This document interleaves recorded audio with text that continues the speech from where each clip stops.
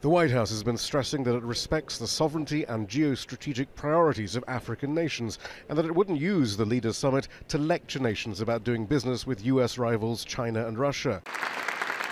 But the US does want to expand its footprint in Africa, and Joe Biden used his address at the summit to make the argument that the US and its corporations will be a great business partner with African nations to ensure mutual success. And the United States is committed to supporting every aspect of Africa's inclusive growth and creating the best possible environment for sustained commercial engagement between Africa companies and American companies.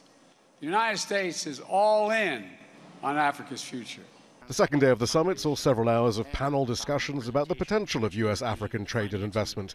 But everyone here is aware that China has surpassed the US by a long way in business and strategic partnerships, and that the US is not thrilled with those investments.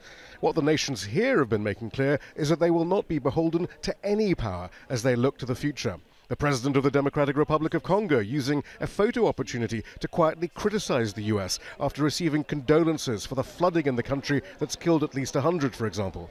You've just given us now sincere condolences for the tragedy in Kinshasa. Thank you for your condolences. But this is the very example of what we have regretted.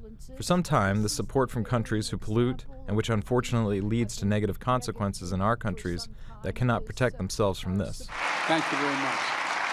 Joe Biden isn't having any bilateral meetings with the African leaders here. That's the responsibility of Secretary of State Antony Blinken.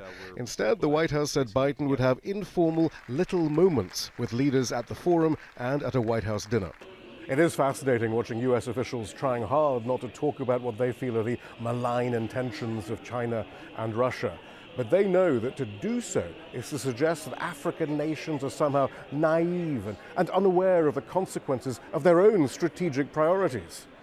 Shia Bertansi, Al Jazeera, Washington.